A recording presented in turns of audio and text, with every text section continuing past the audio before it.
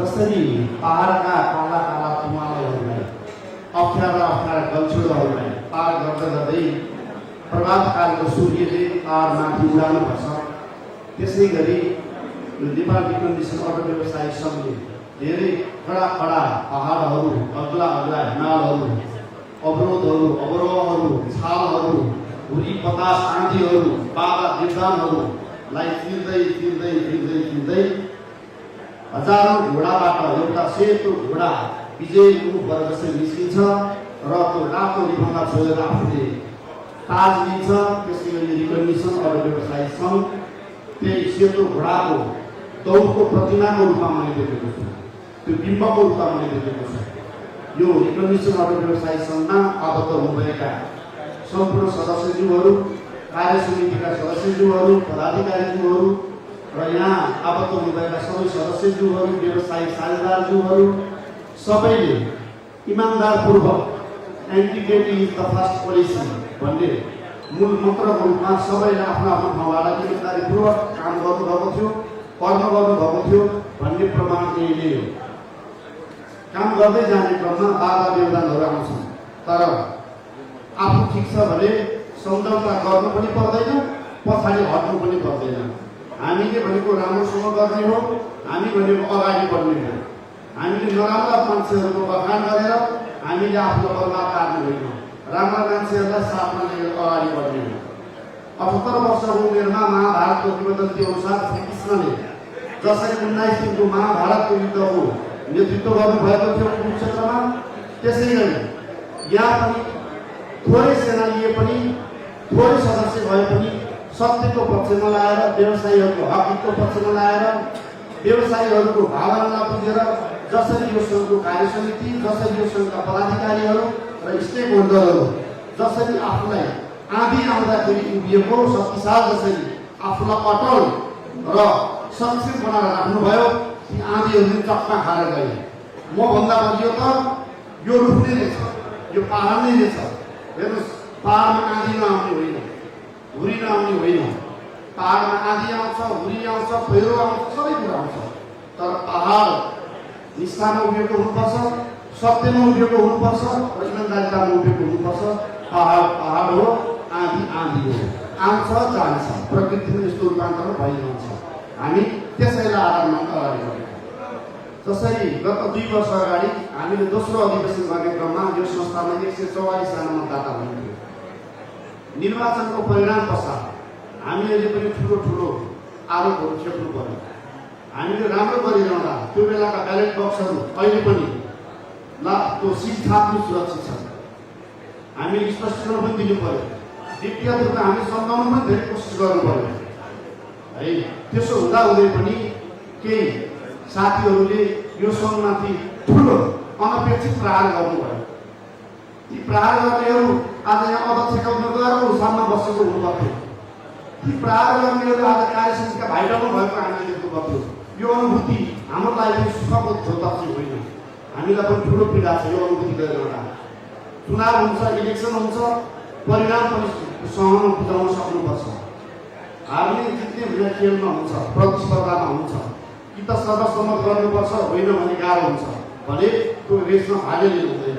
त्यो कुरो नबुझेको कारणले गर्दा अहिले यो संस्थालाई कसरी हुन्छ सघाउनुपर्छ, यो संस्थालाई कसरी हुन्छ टिकाउनुपर्छ भनेर चोक चोकमा व्यवसायमा गएर व्यक्तिका नाम लिएर, व्यक्तिको थर लिएर आक्षेप लगाउने कार्यक्रम भइरहेको छ। अनि मलाई धेरै साथीहरूले भन्नुहुन्छ, अनि सर यो तपाईँहरूलाई त यस्तो यस्तो तरिकाबाट आक्षेप लगाउँछन्, यस्तो गाली गलौज गर्छन्, यो के गरेको भन्छन्। अनि मैले के भन्ने गरेको छु भने, ए सर मसान घाटमा दाउरा बेच्न बस्नेहरूले त बलिया मान्छे देख्दा आँखा पर्छन्। जो हरेक दिन मान्छे मरेर देखेपछि दाउरा बिच्छ भनेर सपना देखेर मसान घाटमा दाउरा बेच्न बसेको हुन्छ, त्यसले तपाईँ हामी जस्तो लक्काजमा देखेपछि त उसको व्यापार गयो। उसको तो बदनामी गर्ने, उसको तो अब सिद्ध्याउने, व्यक्तिगत रूपमा चरित्र हत्या गर्ने गयो। खै त्यो उहाँको ह्याबिट हो। त्यो ह्याबिट उहाँले सुधार्नुपर्छ।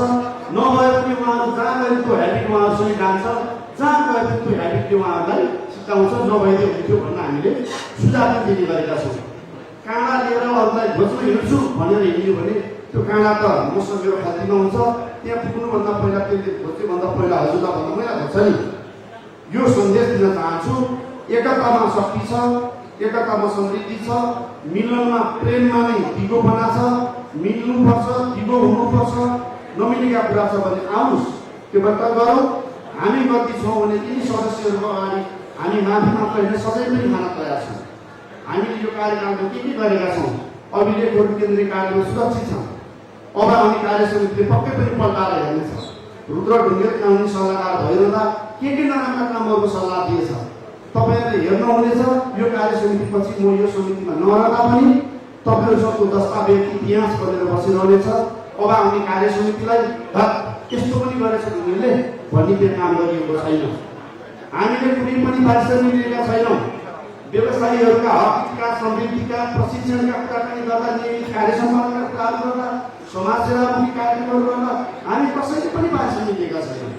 प्रदेश समितिहरू बनाउन साथीहरू जानुभयो, 7वटा प्रदेशमा आफ्ना पैसाले प्लेन चढेर जानुभयो, आफ्ना पैसाले खर्च गरेर आउनुभयो।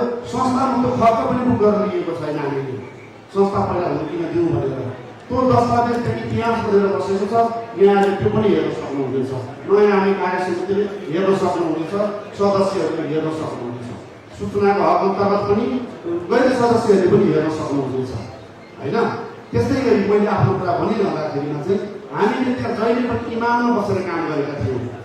हामीले कहिले बदमासी ढङ्गले काम गरेका छैनौँ। व्यक्तिगत रूपमा कसैलाई सिद्धाउने र कसैलाई बनाउने गरी काम गरेका छैनौँ। म यो संस्थाको 72 सालमा दर्ता गरेको प्रबन्ध पत्रमा पनि मेरो दस्तखत छ। यो संस्थाको परिकल्पनाकार मध्येको म पनि हुँ। आज संस्थाको परिकल्पनाकार म हुँ भनेर संस्थामाथि ढुङ्गा हानिरहनेलाई तपाईँले चिन्नुपर्छ। यो संस्थालाई असली रूपमा माया गरेको हो। यो संस्थालाई माया गर्छु भनेर सिद्धाउन खोज्ने को हो? आफ्नो आमाले बच्चाको जिउ आदि चिनेर भाग्न भन्छ हो। यो बच्चाको एउटा सबैको मलाई चाहियो भन्दा सबैको लिएर गएर पानी पनि ढुङ्गामाथि राखेर खानेहरूलाई आमा भन्नु मिल्छ? पोहोर भएको चुनाव अहिले भयो नि त, ठिक छ। अहिले आगे अब 2 वर्षपछि पनि चुनावमा आउन सक्नुहुन्छ।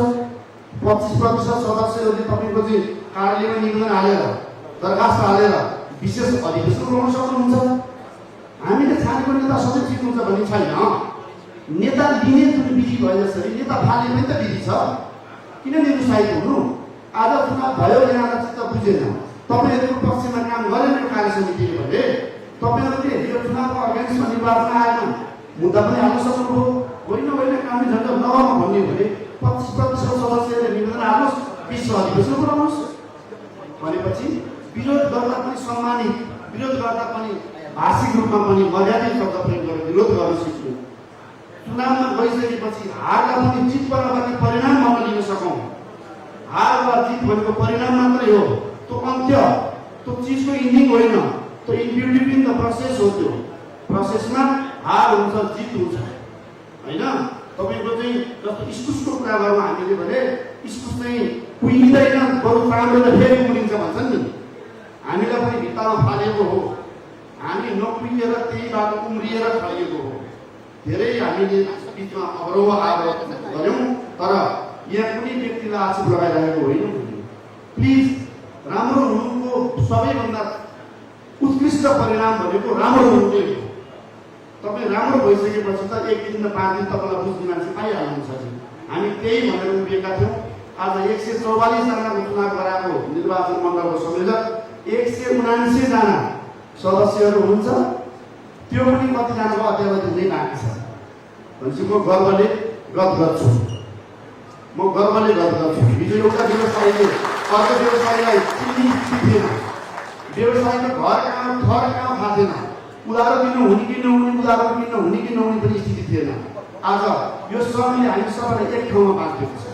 हामी फरक ठाउँबाट जन्मेका छोराहरू जसरी मिलेर बस्न पाएका छौँ।